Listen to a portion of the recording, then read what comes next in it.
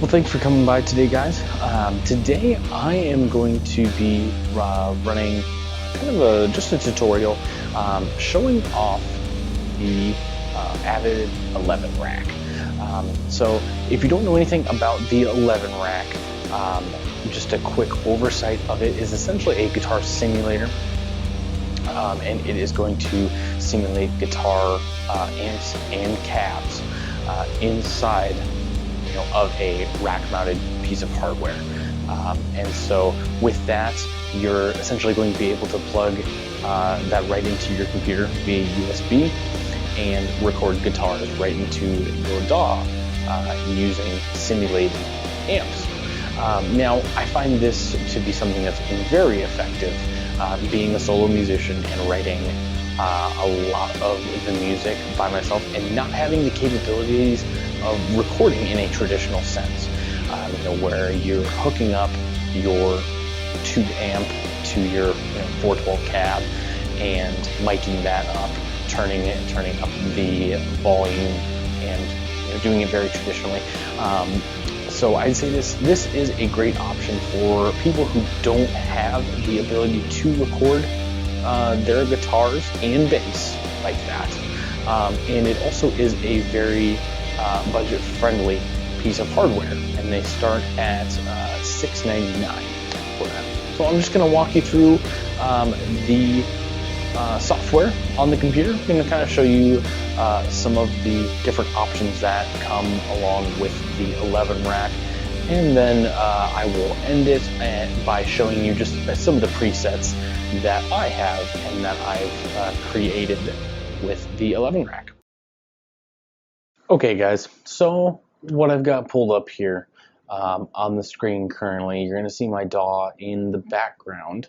And then what I've also got here, this is the 11 rack editor. So this is the actual software that you are going to be able to use with the 11 rack. This is how you can change any of the settings on your presets that you make without having to physically touch the piece of hardware. You can do it through the software as well. So you'll see here the 11 rack, as far as how they do their presets, you're going to start at A and you're going to go all the way down to Z. And each one's going to have 4 spots in there that you can do, and then you can name them whatever you would like here. So yeah, you do have the option of creating a lot of presets on here. So just starting from the very beginning, just kind of showing you the layout right here. And you can see all the way on the end, you've got a volume pedal and then a wah pedal that you can activate whenever you would like to. Now, do keep in mind that with the 11 rack and just guitar processors in general, you do have the option of getting MIDI foot controllers. The MIDI foot controller that I use for my 11 rack is the Behringer FCB 1010. Those, I can't remember the price off the top of my head. I believe they do start at a little over $100 for those. Otherwise, if you are looking for something much bigger or something that's able to do a little bit more, you can also look at the Voodoo ground control. Is also another option that you have for pedals, and I believe the Voodoo starts at about $400 for that pedal. Now back onto here, you'll see that you've got essentially your chain going on up here. This chain can be changed. You can swap these items however you would like. So if I want to do like a distortion pedal before my effects, I can swap that, throw that back. If I want my delay to be towards the front, I can do that. If I want it towards the back, you can throw it there. The world of imagination is up to you, wherever you would like to align things for your amp.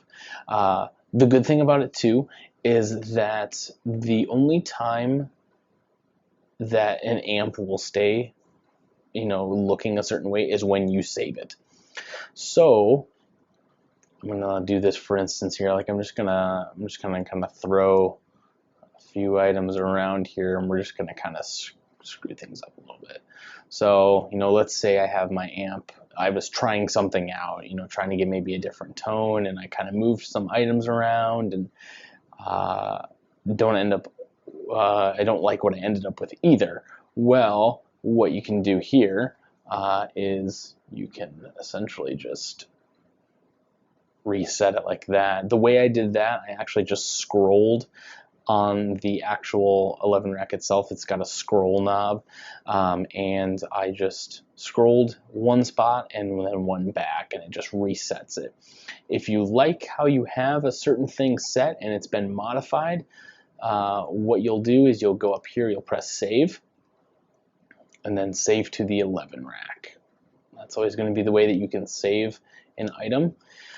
And then what it'll do, it'll pop this box up. And so like, let's say for instance, what I do a lot of times personally is I'll create a tone that is going to be like for my rhythm guitar. So it's going to maybe have a little bit of reverb on it, but it's going to be the tone that I will use for all of my rhythm-based riffs.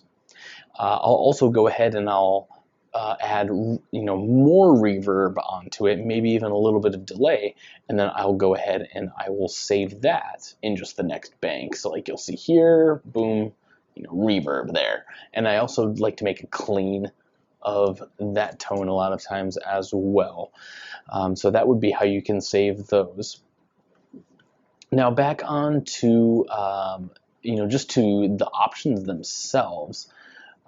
So let's see here. We'll kind of start. I'll start from here. So the graphics EQ, it's pretty straightforward as far as what they offer there and how to handle that. Each pedal option, so like FX1, distortion, modulation, delay, they're each going to have several options underneath that. So like if you want to maybe try, like a compressor or a multi-chorus, a phaser, you can do that. And you're not stuck with just this EQ pedal, so you can change those however you'd like there. The distortion, they give you varying ones of those as well. They give you an overdrive, fuzz, just like a boost. Black Ops distortion is going to be pretty heavy overdrive, I would say. And then the DC distortion. Modulation, same thing there. A lot of the options that you'll see in the effects one. And then delay. So I'm just going to have a few different ones there. But that's also a nice thing to know, that you're not just stuck with a generic pedal, and you can kind of switch each amp up how you like there. All right, so the item we're all here for, the amps. So starting off here, I'll show you right here. The very first thing you're going to see is the amp type.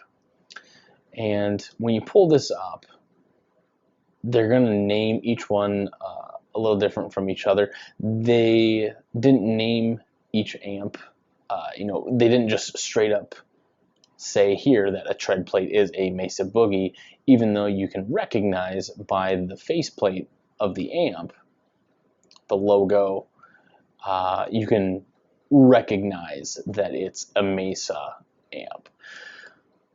But you'll start here. This would be all the options that they have for amps. So, we're going to be talking about a couple Fender amps. I see a plexiglass, so you're getting into Marshalls. The SL100s, those are going to be Soldano amps. Tread plate's going to be Mesa Boogie. RB01, I'm blanking off the top of my head what company that is. Hopefully I'll remember it during this video here. But then they've got just these ones as well. These DC overdrives are just generic amp models right here. You'll see also at the end they do have a bass option. So you're only limited to one amp with the bass.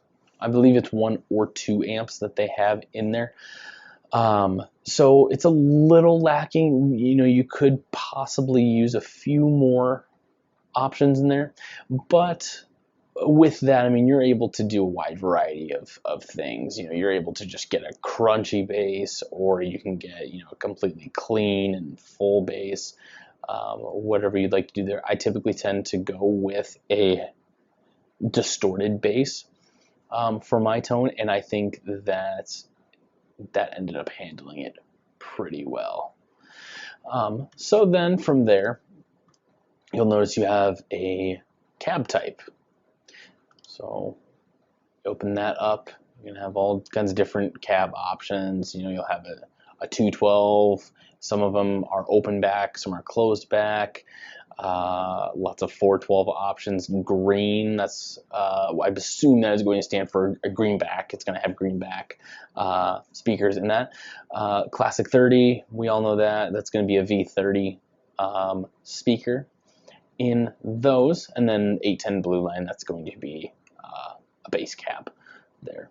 But certainly don't let that stop you. If you want to use a bass cab with a guitar tone and get a, you know, pretty gnarly guitar tone, or vice versa, use a guitar amp for bass, you know, kind of switch things up, try some things out. So from there, what I'm going to do, I'm just going to kind of click on this one and show you different ones here. So, you know, you'll see the faceplate, the faceplate will change with each amp to kind of represent each specific amp and what it's supposed to resemble there. So, like, you know, tweed, and each one is going to be associated with a certain cab. So, you know, we select the Tweed Luxe, it's going to automatically populate with the 1x12 cab, but certainly don't let that stop you. You can change it to a V30 if you want. You know, they let you mix and match, so you certainly aren't stuck with any one amp with one cab. You can do whatever you'd like there and create whatever kind of tone you'd like. So let's just go back to the tread plate vintage there. And then the next part you'll see down here is the cab settings. So starting on the very end, you're just going to have a bypass switch in case you would like to turn the cab simulation off. You know, if in the event you know, you were going to maybe run through another cab or something like that. Speaker breakup, they give you that option there. And then something else that's nice here, they give you the option, the mic option here.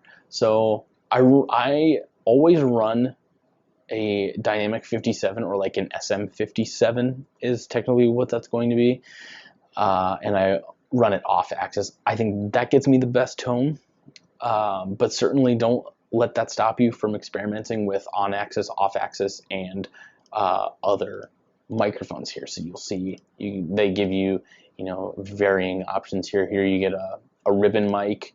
Here we get a condenser mic, another condenser, another dynamic, a few dynamics. So they give you just about a couple handfuls of different microphones there. But I've always stuck to kind of the tried and true, the 57, because that's very popular microphone to actually use in traditional recording there. One thing I will point out, sometimes the amps that are meant to be high gain, this is just my personal opinion, but I believe the 11 rack preset that they put with it, I believe that sometimes they dial the gain a little too much. I found that when it comes to like the Mesa amps, it typically helps to choke back on the gain quite a bit. That tends to open up that tone quite a bit and doesn't just kind of choke it out of there. So definitely take your time when you're working on creating a tone that you like. And I typically don't really run the gain past about 12 or 1 o'clock. So let me even just reset this one, and we'll be able to see there. So yeah, I set it at about 1 o'clock. So this is what I typically like to run for a lot of my guitars. And here I'm just going to just kind of hit a note here. So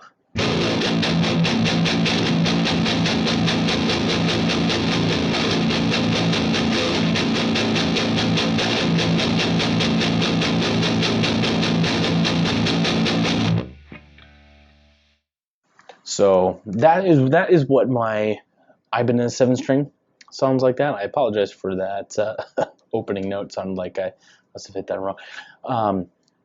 But that's the amp that I typically use with that. So just to give you an idea, I do have a song pulled up where I've recorded some rhythm guitars here. You'll see here that I've got 4 rhythm tracks here. So just to kind of give you an idea, this is what it would sound like. This specific amp that I've created.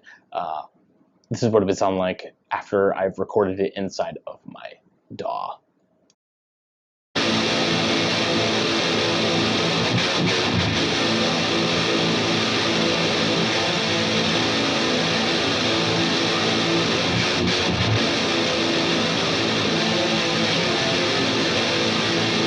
So that would be, again, that's going to be quad recorded guitars, which I can certainly do another video on at some point in time as far as recording, or how I like to record.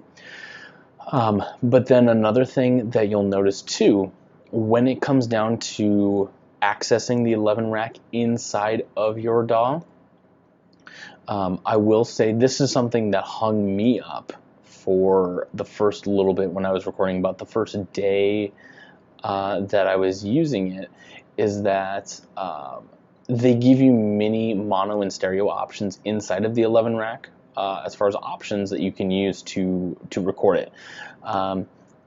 If you record with channels 1 and 2, that is going to give you a dry guitar.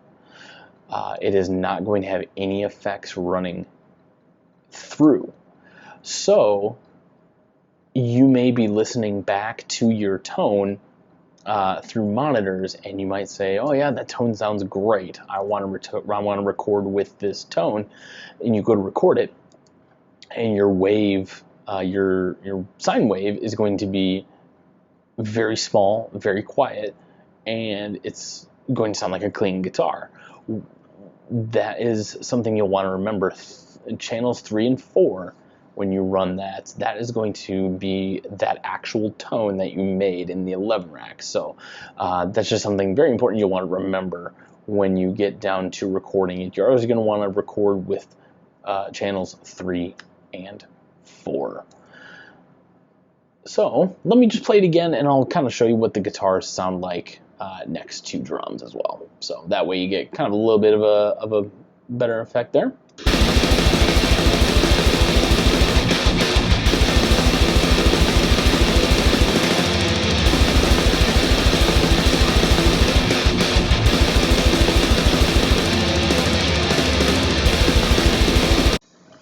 And then I'm going to go ahead and add bass. Now this bass tone, this is one I did create in 11 rack as well. And this is going to be like my distorted tone bass that that I told you that I like. So this is going to be the rhythm, the drums, and the bass all together here.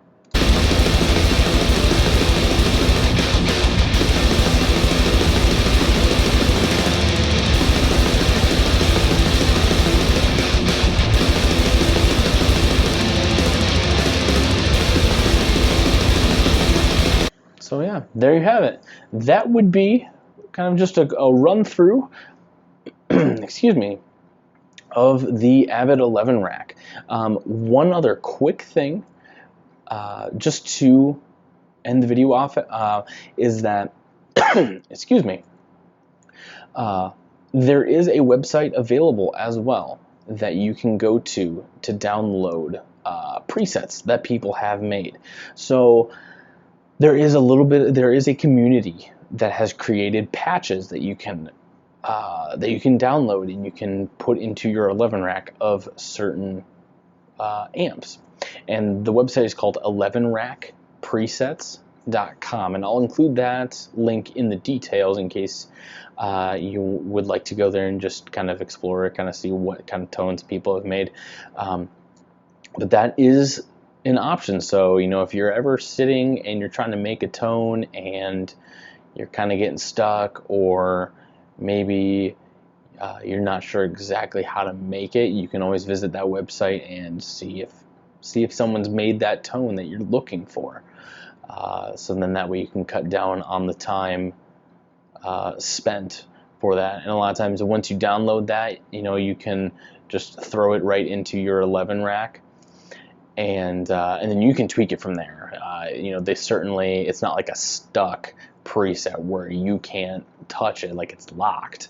You can open that preset and then you can mess with it, tweak it a little bit to kind of get exactly where you want it to. Well, that about wraps up my 11 rack tutorial for you guys.